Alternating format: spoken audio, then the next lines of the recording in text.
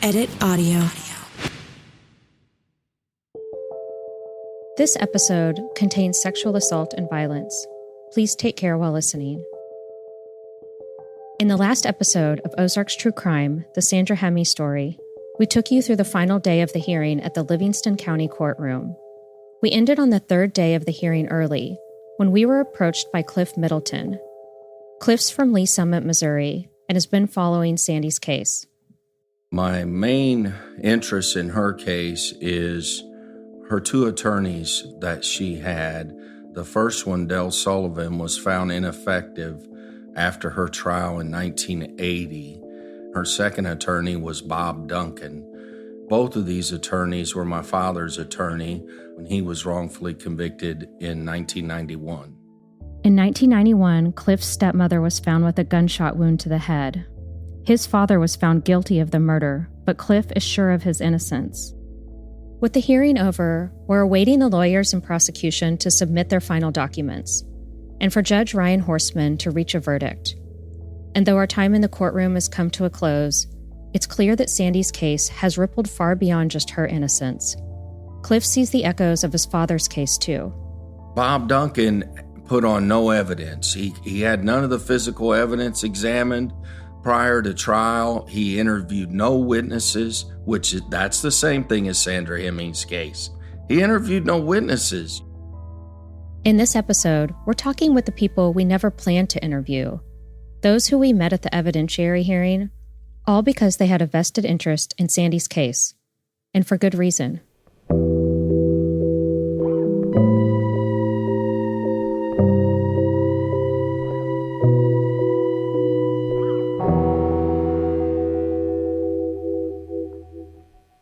On the final day of trial, Cliff meets us back at our Airbnb, where we share a pizza from Casey's gas station, sitting around our kitchen table. Isn't it little? Well, it's not little. It's just, Cliff's father, Kenneth Middleton, has been incarcerated in Cameron, Missouri. He was convicted of murdering Cliff's stepmother, but during Cliff's father's original hearing, Bob Duncan, his lawyer at the time, did not put forth evidence. This means that the jury wasn't presented with evidence either. So I never really blamed the jury. You know, they really were not given all the facts. So all through the federal process and through all of his appeals, no court ever heard the evidence of what the jury didn't hear because of Bob Duncan's ineffectiveness. In 2003, the judge agreed to reopen Cliff's dad's case after agreeing that Bob Duncan, his appellate attorney, didn't provide the court with essential evidence. And just like Sandy's case, his father went to an evidentiary hearing. We went in with experts and testimony and fought it out. Forensic experts come in and 100% ruled my father out as the shooter because he had no blood spatter or gunshot residue on him anywhere. And the prosecution's case was he held her up against the wall and shot her from 8 inches away with a .357 Magnum. There's no way that's possible. And the forensic experts totally ruled him out. The trajectory of the bullet showed that the gun was no higher than 4 foot off the ground when it went off, which was consistent with her trying to catch it. Cliff tells us that the jury heard only one side due to evidence that was not presented by the defense attorney and interviews that were not done. Following the evidentiary hearing, the prosecution offered his dad an offered plea, which is kind of like a plea bargain that would have seen his father released from prison immediately. Cliff's dad turned it down. Told me, I'm not pleading guilty to killing my wife. I didn't do it. I'm not going to do it. And he said I couldn't bounce my grandkids on my knee, pleading to something I didn't do. So he turned down the Alford plea. At this point, Cliff and his father thought that surely he would be let out. 11 months later, the trial judge agreed. She throws out the conviction on numerous counts of ineffective counsel that was led by Bob Duncan, who was also Sandy's attorney. Cliff also explains how police carelessness could have been a contributing factor too. The police destroyed gunshot residue. My stepmother was hit in the left side of the head, right above her left eye, and they destroyed her left-hand gunshot residue sample. And we've got it on documentation. It's green paper with white out. And when you hold it up to the light, you can see where they took 2 samples, her left and her right hand. And they whited it out and put a 1 and just whited out left hand and never turned it into the lab to be tested. If that left hand comes back positive, they have no case. And my father would have been exonerated. To this day, they will not turn over that evidence. They won't tell us who whited it out. We can't get nobody to accept that. And Judge Messina found if the jury would have saw that, that's why she overturned the conviction. But Cliff's dad never got a new trial. In 2005, the Attorney General's office dismissed the case on a technicality. Cliff's dad is incarcerated to this day, serving a 200-year prison sentence without the possibility of parole. My frustration comes from how in the world does the state of Missouri allow an evidentiary hearing like we just saw with Sandra Hemme? We had the same hearing, put on the same evidence of innocence and won, and then allow my father to sit in prison over a technicality. It's sickening. Kenneth Middleton has been in prison for over 30 years, and Sandy will be approaching 44 years.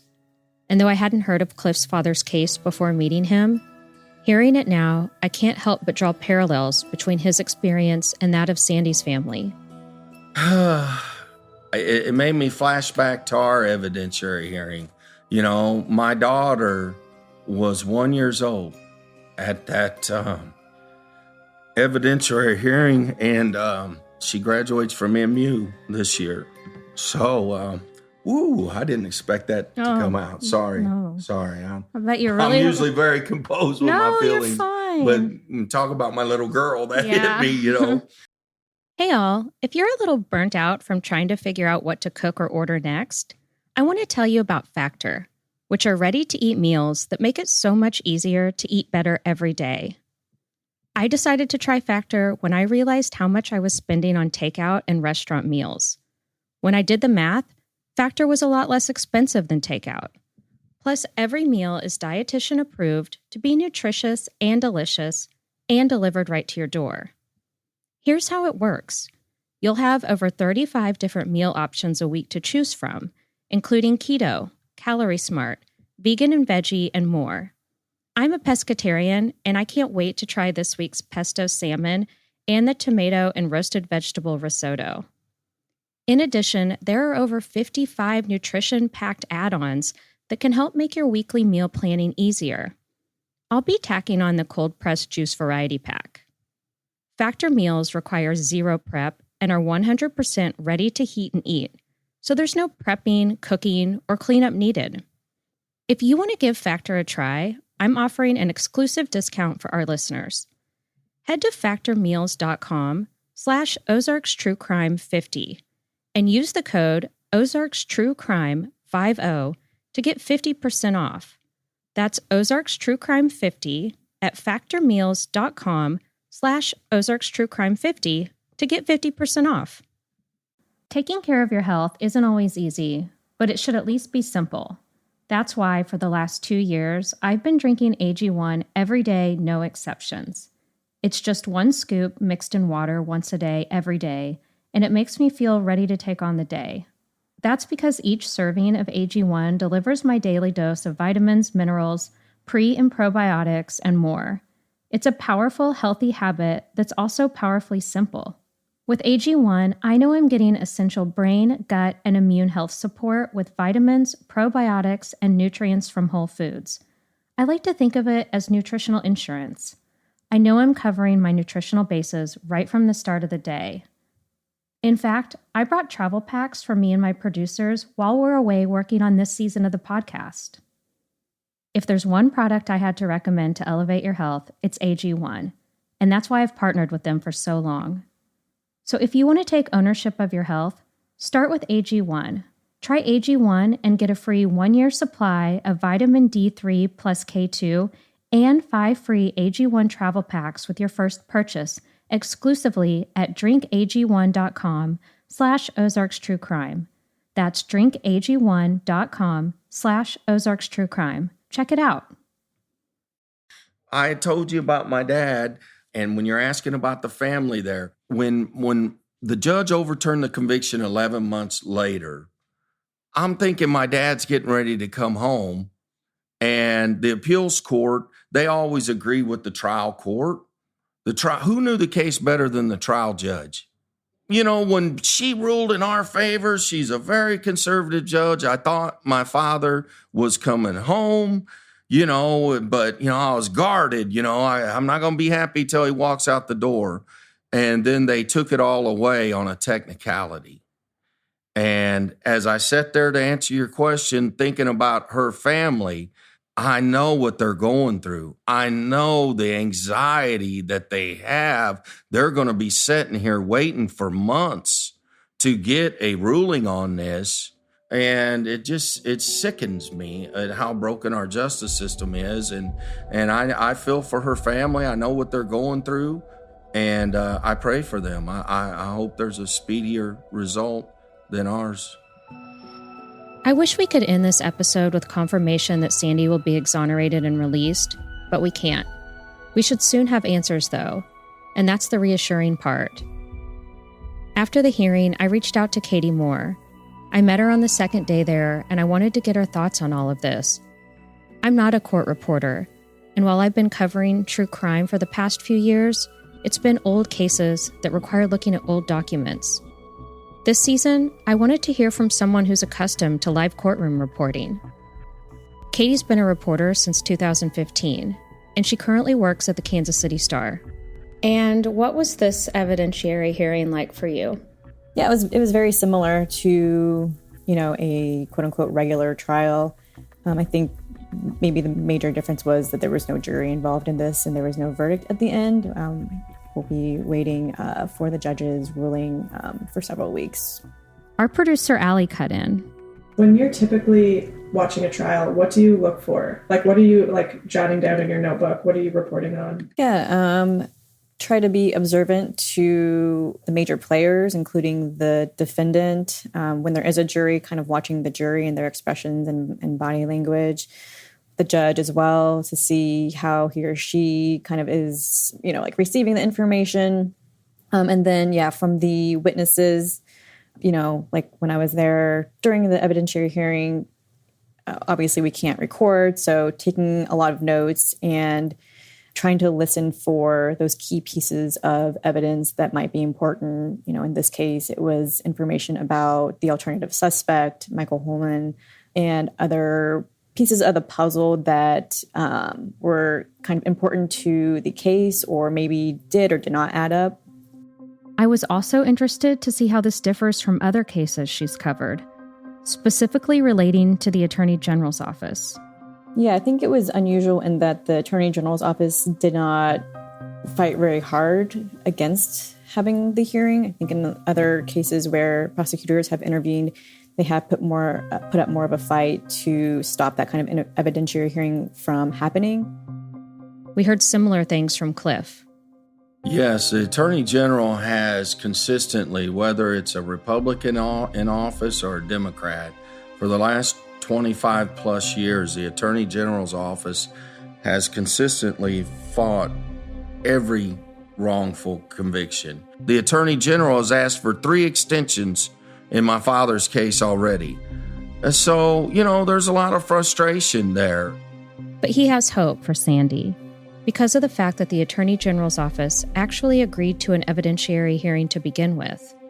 The appellate process should be there to ensure that people are not wrongfully convicted. Instead, they use a rubber stamp, and 99% of the time, just denied. They don't hear the cases. That's why I'm really upbeat about Sandra's, the Attorney General conceding to give her an evidentiary hearing. I felt like, that's a step in the right direction. We got a long way to go. As far as next steps, here's what Katie had to say based on her experience as a reporter. Yeah, it can be more of a prolonged period of time or process than I think maybe is presented on TV or something like that. It could take weeks, maybe even months, probably months for the judge to issue a ruling. should he rule that, there is evidence that Sandy is innocent, I would assume she would be released shortly after that. It would definitely mark something significant within exonerations and, kind of a signal as to how the criminal justice system does or does not work here in Missouri. Sandy is now under different representation with the Innocence Project. They've had 249 victories to date, but there's still no telling how things will turn out at this time. We know that for the people who have been following this case for decades, like Rick, it can't come soon enough. I believe that the Innocence Project is doing admirable work, and I've told them often I think there's a place in heaven for all of them.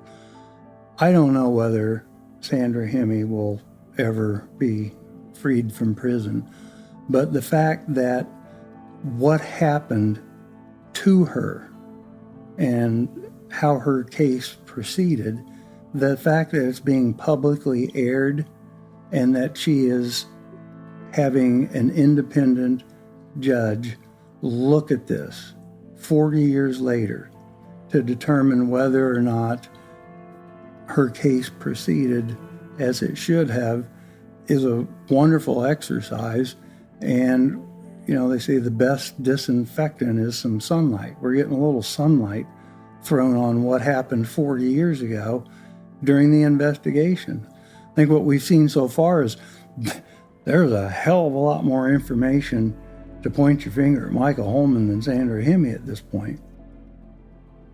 I asked Cliff what he hopes will happen for Sandy and for his father. He was quick to answer that he wants swift decision-making.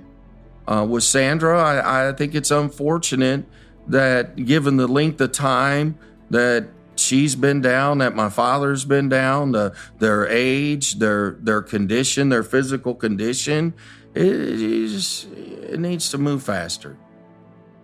What do you hope to see for your father? For it to move faster? I'm very optimistic. I've learned through 30 plus years of this to hope and pray for the best, but expect the worst. I have no faith in our justice system, so it's hard for me to have faith. What I can say is, if the judge follows the law, we will win. The biggest word in the dictionary, if.